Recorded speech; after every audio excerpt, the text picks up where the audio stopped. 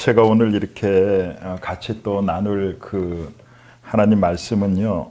마태복음 7장 12절에서 29절까지의 말씀입니다.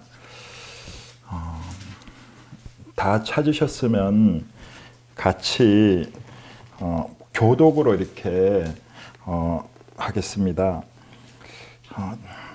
그러므로 무엇이든지 남에게 대접을 받고자 하는 대로 너희도 남을 대접하라. 이것이 율법이요 선지자니라.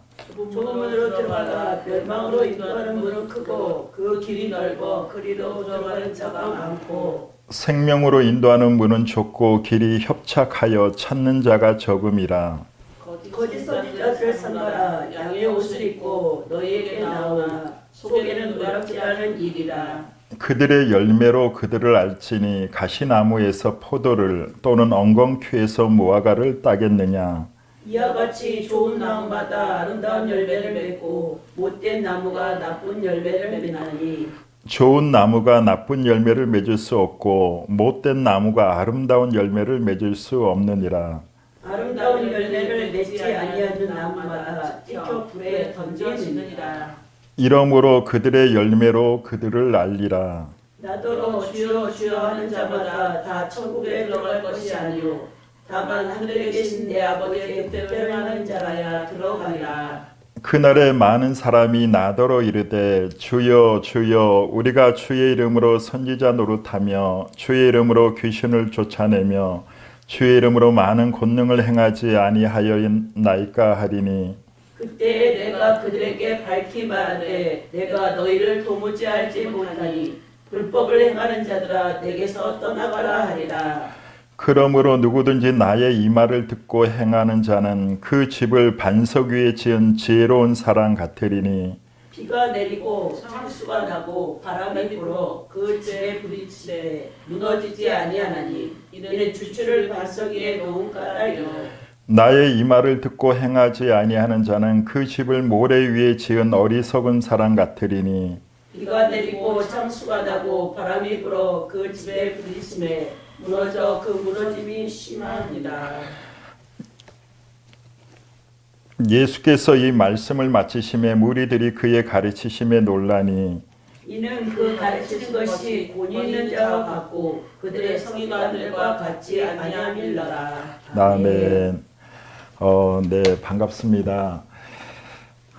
제가 오늘 이 말씀으로 이렇게 본문 말씀으로 전하고자 이렇게 나누고자 하는 내용의 그 주제는 좁은 문과 넓은 문 사이에서라고 이렇게 정해봤습니다.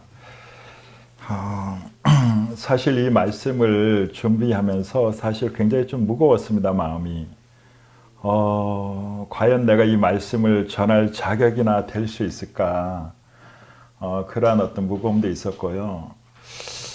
그러면서 이제 이런 마음을 갖게 됐어요. 제한테 하는, 제 자신한테 하는 말씀으로 여기자. 그런 마음가짐으로 전해보자라고 이렇게 생각을 했습니다. 특별히 제가 이번에 이제 산상수훈을 조금 이렇게 좀 생각하게 되었어요. 그러면서 산상수훈의 그 교훈들이 정말로 이렇게 값진 교훈들이고 정말 깊이 좀 묵상하고 또 상고해봐야 될 그러한 교훈들이 아닌가 그런 마음이 들게 되었습니다. 오늘 이렇게 본 이렇게 그 본문의 말씀은 산상수훈에 관한 그런 내용인데요. 마태복음에서 산상수훈이 5장에서 7장까지의 이렇게 내용이죠. 그 중에서도 마지막 끝자락에 있는 그런 그 내용입니다. 간략하게 이렇게 산상수훈을 이렇게 보면은 처음에는 그 팔복으로 시작해서 정말 복 있는 자가 누군가 이러한 그 가르침을 시작해서 그러면 복 있는 자의 삶은 어떤 것인가 이러한 교훈적인 어떤 그런 내용들과 또 여기에 이제 끝부분에서는 그렇다면은 우리가 어떤 삶을 살아가야 되는가 여기에 대한 이렇게 교훈을 하는 것이라고 생각하고 합니다.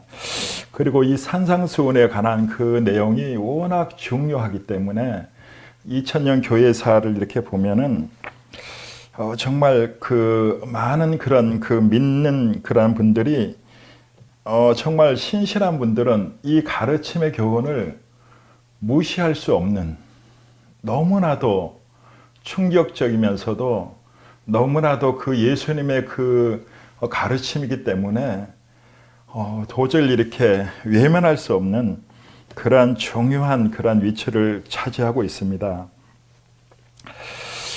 그래서 오늘은 이렇게 그것을 함께 생각하면서 정말 우리가 우리의 믿음은, 우리의 신앙은, 우리는 지금 어디에 있는가, 이러한 어떤 생각을 하면은 좋겠다라고 이렇게 생각이 들었습니다. 특별히 그 산상수훈에 보면은 그 산상수훈뿐만 아니고 어떤 하나님 말씀을 보면은 두 가지의 길을 항상 얘기하는 것 같아요. 복 있는 자의 그런 누가 복이 있냐? 그러면 그 반대로 복 있는 자의 모습이 아니면은 복이 없는 거죠. 하나님 말씀에 거하지 않으면은 또 하나님의 그 불순종하는 모습이겠죠. 그래서 오늘 특별히 여기 그 마지막 부분에 보면 좁은 문과 넓은 문이라고 이렇게 또 표현해주고 있습니다.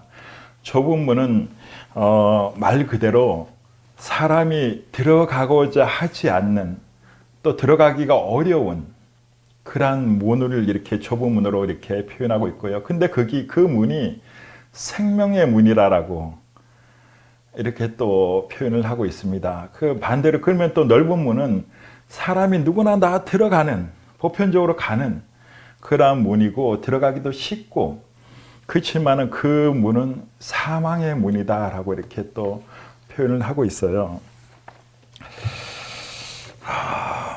그래서 오늘은 이렇게 그 말씀이 12절에 보면은 이것이 이제 그 교훈의 마지막 이렇게 어떤 그 하나님 나라의 백성들이 살아야 되는 그러한 교훈을 이렇게 중위부부의 그 산상수훈에 거기에 거의 마지막에 정점을 찍는 그러한 가르침이라고 생각하는데요. 무엇이든지 남에게 대접을 받고자 하는 대로 너희도 남을 대접해야 된다. 이것이 율법이고 이것이 선지자다라고 이렇게 그렇게 말씀을 하셨습니다. 남에게 대접을 받고자 하는 대로, 이것은 이제 두 가지로 이렇게 해석할 수 있는데요. 우리가 하나님께 우리는 이렇게 대접을 받고 싶어 하잖아요. 우리가 하나님께 용서받고 싶고 하고 하나님께 긍휼을 우리가 잊고 싶어 하는데, 그렇다면은 우리 역시도 다른 사람을 이렇게 똑같이 그렇게 대해야 된다는 거죠.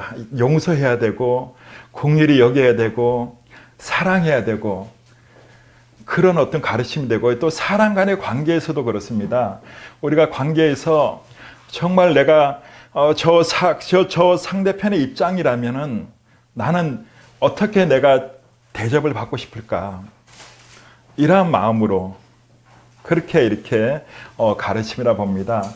정말로 사심 없는, 우리가 이렇게 옛 속담에 이웃이 땅을 사면은 배가 아프다 그러잖아요. 사촌이 땅을 사면 배가 아프다 그랬나요? 어떤 우리의 그 본성의 육적인 어떤 그런 욕심들, 시기하는 마음들, 그 옛사람의 성품들로 가지고 있을 때는 우리가 상대가 뭔가 잘 되면 좀 이렇게 배가 아프잖아요. 막 시기하고 뭔가가 좀 내가 마음이 편하지가 않는 거예요. 근데 그 사심을 다 내려놓은 상태에서 정말 상대가 잘 되는 걸 보면 그걸 바라고 또 생각도 하고, 그랬을 때 또 기뻐도 하고, 그런 것이 아닌가 이렇게 생각을 합니다. 그리고 13절에 이제 좁은 문으로 들어가라 하고, 이렇게 멸망으로 인도하는 문은 크고 그 길이 넓어 그리로 들어가는 자가 많고, 생명으로 인도하는 문은 좁고 길이 협착하여 찾는 자가 적음이라. 요 이제 그 좁은 문, 생명에 들어가는 그 좁은 문에 대해서 제가 이제 좀 참고한 거는 그 아더 핑크라는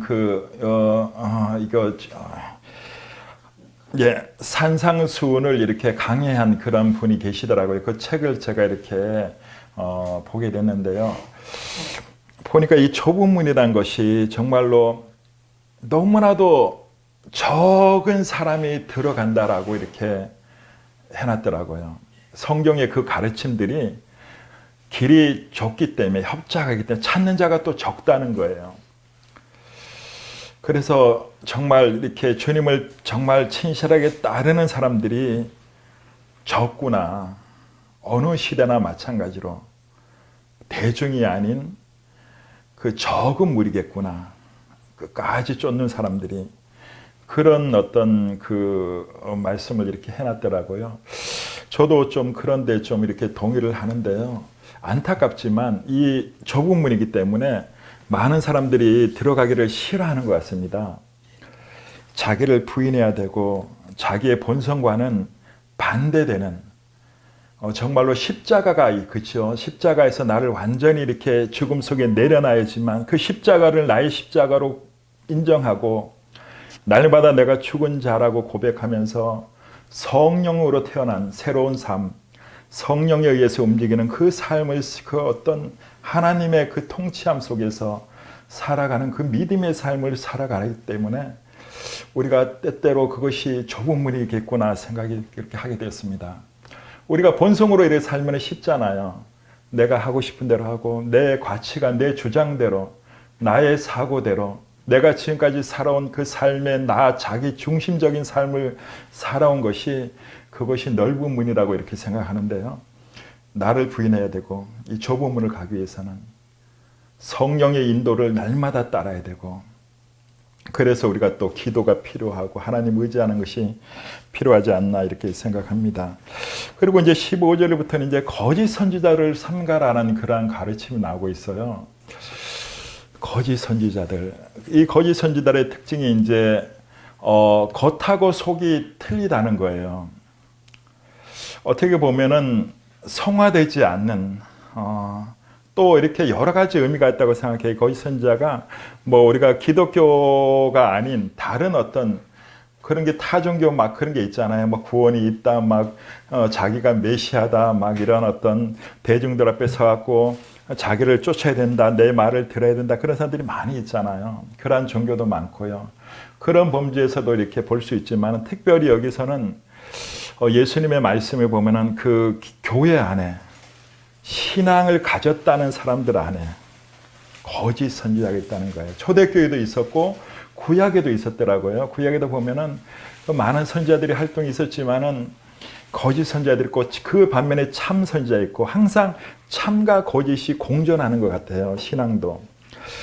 그런 면에서 볼 때 그 거짓 선지자의 특징은 이제 그들의 속이 일이라는 거예요. 겉은 양인데 속은 변하지 않는 그 일이로서 그런 모습을 띠고 있다고 그래요.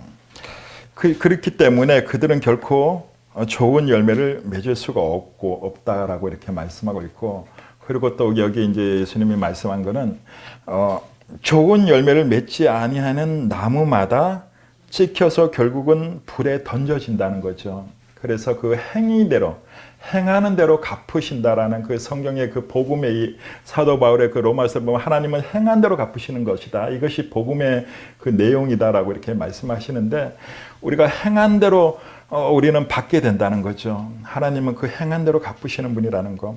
그래서 하나님을 속일 수가 없다라는 거죠. 사람은 간혹 이렇게 속일 수는 있어도 그 하나님, 우리 심장을 감찰하시는 그 하나님은 도저히 속일 수가 없다라고 이렇게 성경은 말해주고 있습니다. 그리고 또 이제 그 다음 장면이 그날에 이제 많은 사람이 이렇게 얘기를 한대요. 나더러 주여 주여 이렇게. 왜 이런 얘기를 하냐면은 예수님 앞에서 예수님이 모른다고 하신 거예요. 나는 너희를 모른다. 예수님께서는 확실하게, 저는 이 구절을 보면서 정말 예수님은 얼마나 단호하신 분인가, 진리 그 자체인 분이기 때문에 어떤 거짓이 없는 분이에요. 정말 모르시는 거예요, 그분은. 왜 모른다고 했냐면 불법을 행했기 때문에. 근데 그분들이 얘기가 참 황당한 거는 왜 우리를 모른다고 하십니까? 우리가 주의 이름으로 이렇게 선지자 노릇도 하고 귀신도 쫓아내고 막 권능도 행했는데 왜 우리를 모른다고 하십니까? 이렇게 항변을 하는 거예요. 참 우리가 이 장면을 우리가 한번 생각해 본다면은 얼마나 황당한 일이 벌어진 거겠어요. 예수님은 모르는데 이분들은 예수님을 안다고 얘기한 거예요. 오늘날에도 우리가 그 한국 교회에 보면 그런 일이 유명한 일화가 있는 걸 우리가 다 알고 있죠. 어느 권사님이 이제 입신해서 이렇게 하늘에 올라가셨대요. 예수님 앞에 섰는데 보니까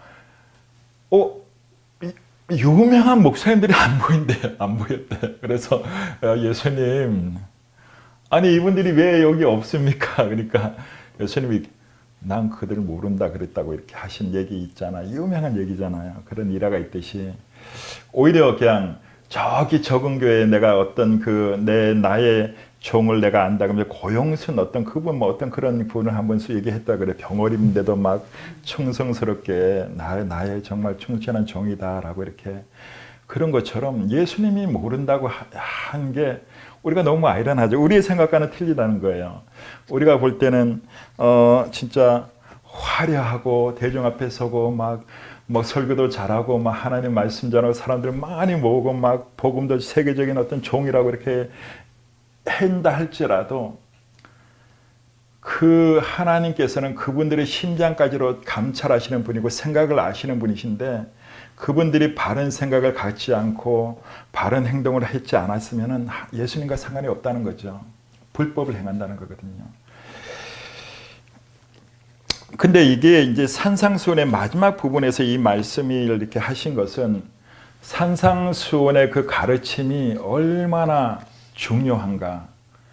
믿는 자가 따라야 될 그 가르침이 이것에 대해서 명확하게 아예 그냥 뭐랄까요, 그냥 이렇게 도장을 찍어 놓으신 듯한 바로 이거다. 너희는 이 길을 가야 된다. 믿음의 길은 바로 이런 것이다. 나를 주라고 너희가 믿고 따르고 고백한다면은 나의 가르침, 내가 걸었던 그 길이 어떤 것이 바로 이 길이다. 원수를 사랑하고 핍박하는 자를 위해서 기도해야 되고 종교적인 외식 같은 걸 버려야 되고 정말 대접을 받고자 하는 너를 남을 대접해야 되고 누가 너희를 억지로 오리를 가게 하면 심리까지도 동행해야 되고 이것이 나의 길이다. 나는 심령이 그 가난한 자고 그래서 심령이 가난한 자가 복되고 하나님 나라를 소유할 수 있는 것이고 어떠한 이러한 그 예수님의 가신 길, 예수님이 그 삶, 예수님 이 가르침을 보면은 예수님의 삶을 그대로 그냥 가르쳤다라고 제가 이렇게 생각되어지더라고요. 예수님이 이 가르침대로 사셨어요. 우리가 예수님을 따른다 그러면은 바로 이 가르침대로 사신 예수님의 그 삶이 우리의 삶이 돼야 된다는 거. 그랬을 때 그게 바로 예수님이 인정하시는 내가 너를 안다. 나의 착하고 충성된 종아. 이러한 그러한 그 얘기를 듣게 될 것이라는 거죠. 근데 이러한 길을 가지 않고 우리가 정말 이렇게 보면은 참 나더러 주여 주여 했는데 이 사람들이 이제 선지자 노릇을 했어요. 이건 제가 생각할 때는 이 선지자 노릇이 뭔가 이렇게 생각해 보니까 말씀 사역이 아닌가 생각이 들더라고. 말씀 사역. 너무 많이 말씀 사역. 저도 그래서 이게 두려운 게 저 역시도 이런 것에 피해가지 않는다는 거예요. 하나님 말씀을 내가 이렇게 사람들 앞에 이렇게 전하지만은 전하는 위치에 이렇게 선을 쓴데 제가 만약에 말씀에 순종하지 못한다. 그러면은 말이 안 되잖아. 그죠? 내가 말씀에 순종하지 없이 그냥 입으로만 말씀을 전한다. 이게 불법을 행하는 자의 모습 아니겠어요? 그 두 번째 그러고는 이제 은사 사역인 것 같아요. 막 귀신을 쫓고 온라인 너무 많이 그렇게 사실 교회에 해야 될 일이다 저는 생각하거든요. 예수님이 하신 일이고 성령으로 통해서 이렇게 귀신을 쫓아내고 권능을 행하는 것이 저는 해야 된다 생각하거든요.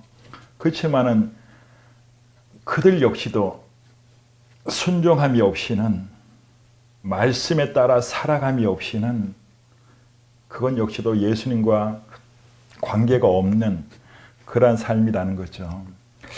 그래서 우리가 이렇게 정말 이런 부분에 주의를 해야 된다고 생각해요. 왜 예수님이 이 말씀을 기록했을까, 주셨을까?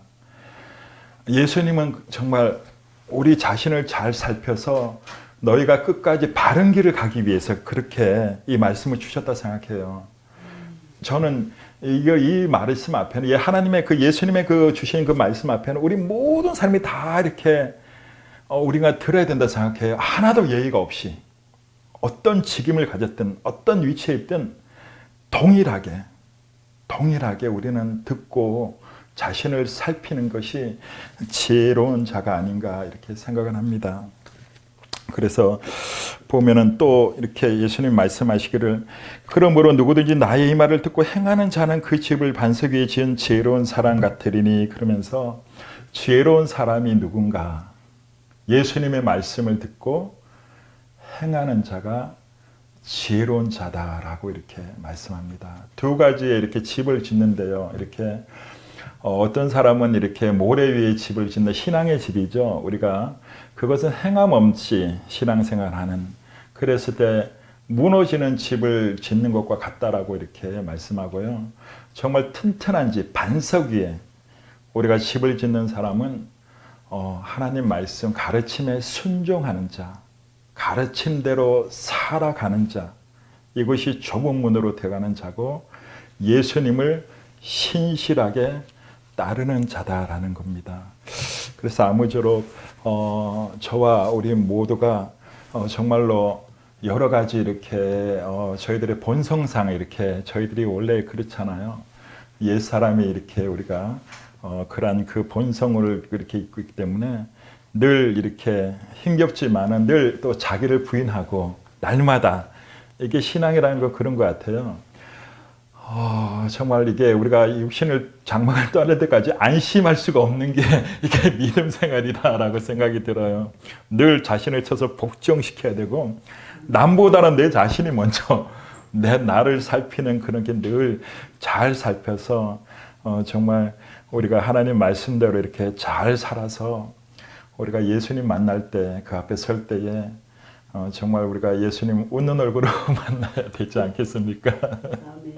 네, 그러한 저와 우리 모두가 되기를 바라면서 말씀을 마치도록 하겠습니다.